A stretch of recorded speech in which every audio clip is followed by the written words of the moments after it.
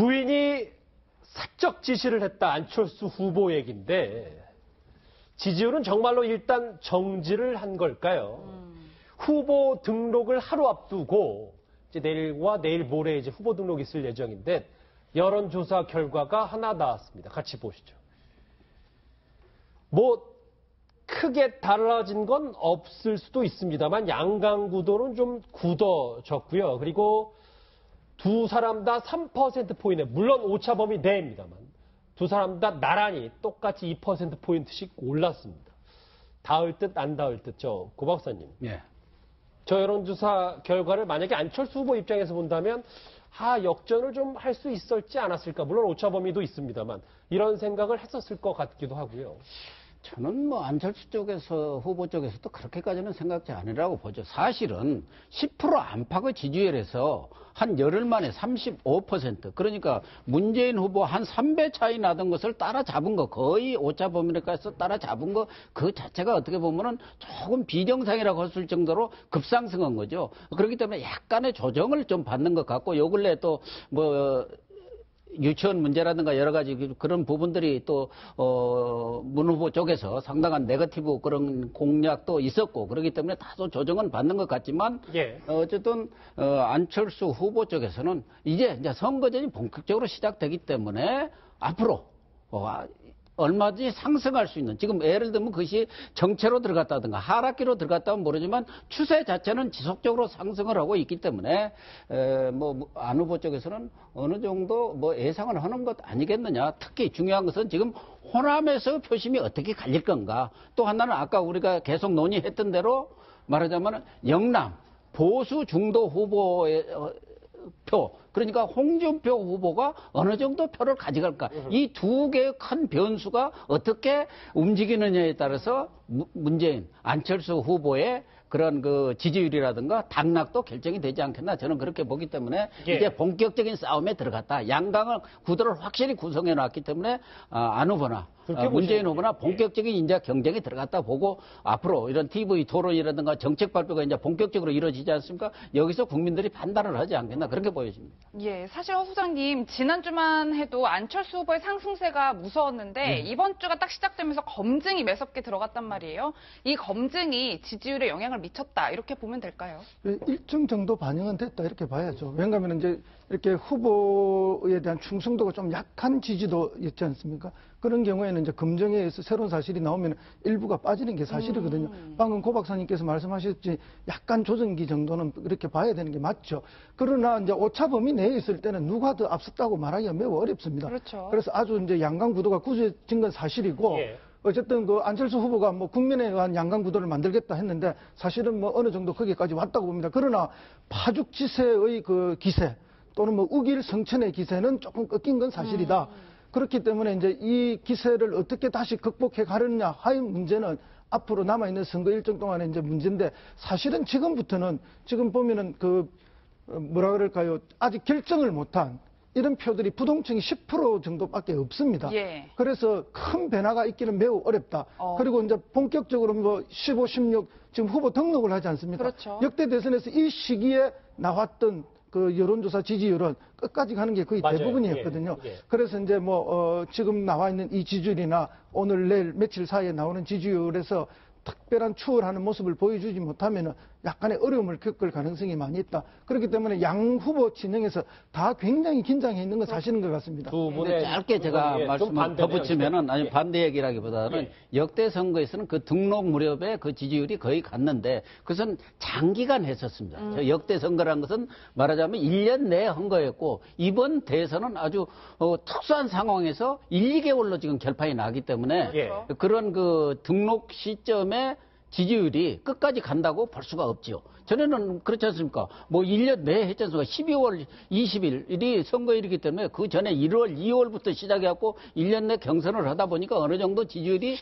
고착화되는 경향이 있죠. 대개 한 달 정도 이렇게 남겨놓으면. 그런데 지금은 이제 막 시작한 거고 또 유동층도 뭐 한 15 내지 이런 부분이 있는데다가 호남표라든가 또 중도 보수표의 그 유동성이 지금 높거든요. 그렇기 때문에 이 이제 한 25일 정도 남은 이 기간에 판가름이 난다고 봐야죠. 조금 다르세요, 두 분이. 맞는 건 맞습니다. 이수희 변호사님. 네. 지금 뭐 안철수 후보에 대한 검증이 이번 주에 계속되면서 특히 어제 제가 눈에 띄었던 보도 중에 하나는 부인이 김미경 여사가 이제 안철수 후보의 보좌관들을 사적 이용했다. 그래서 보좌관들이 자주 바뀌었다. 이런 보도가 나왔어요. 어디까지가 사실이라고 좀 봐야 됩니까? 그러니까 이게 이제 보좌관의 진술이에요. 그리고 이게 뭐 그 안철수 후보 부인에 대해서는 지금 얘기가 측의 반박이 나온 건 아니라서 사실 확인은 안 된 건데 만일 이게 사실이라 그러면 이제 갑질 논란이 되는 거고 그리고 또 보좌관의 그 급여는 세금으로 나가잖아요. 그러니까 공무를 해야 되는데 그 의원 부인의 뭐 사적인 업무를 했다라고 하면은 그거 자체로도 좀 문제가 될 수 있죠. 늘 뭐 인사청문회에서 나오는 그런 단골 메뉴 중에 하나일 텐데.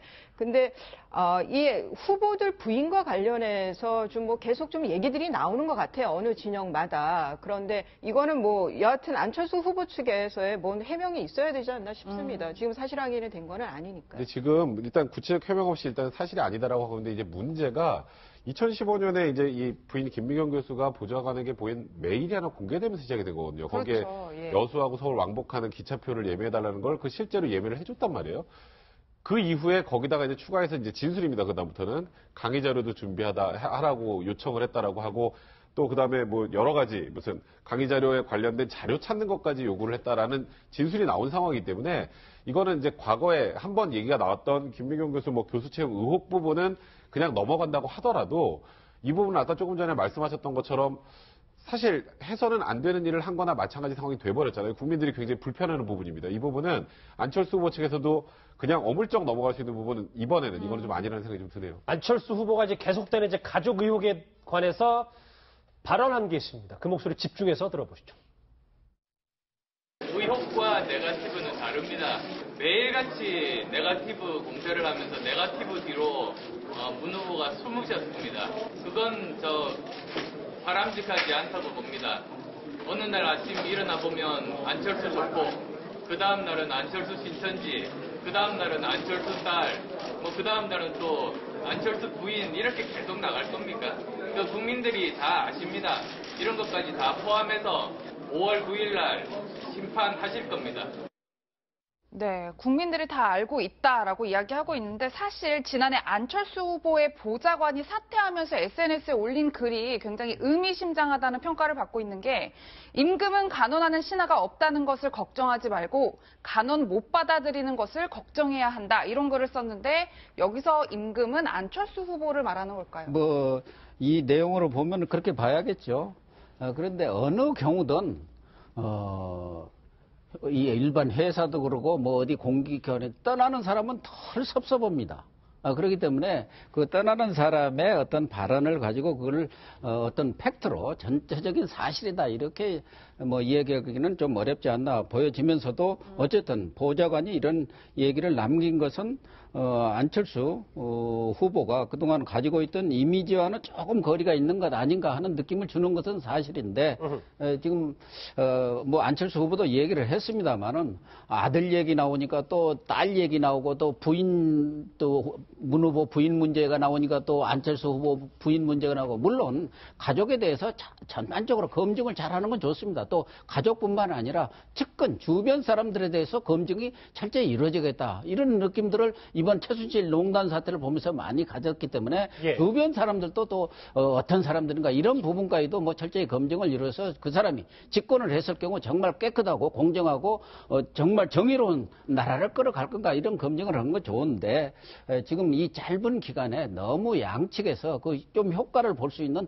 네거티브 공방전에 그냥 매몰되는 것은 그렇게 바람직하지는 않는 것 같습니다. 지금 양 후보뿐만 아니라 다섯 후보 모두 어제 토론도 있었습니다만은 중요한 정책 문제를 놓고도 정말 치열하게 논쟁을 벌이고 그것이 우리 국가의 미래라든가 국민의 삶의 질을 어떻게 개선할 건가 이런 부분에 대해서 국민들한테 리더십, 정치적 리더십과 함께 그런 국가 운영 리더십을 보여줘야 하는데 그런 부분에 대해서는 조금 등한시하는 것 같아서 안타깝습니다. 안철수 후보의 여러 검증 그리고 오늘자 여론조사 성적표 얘기까지 해봤습니다. 오차 범인의 접전입니다.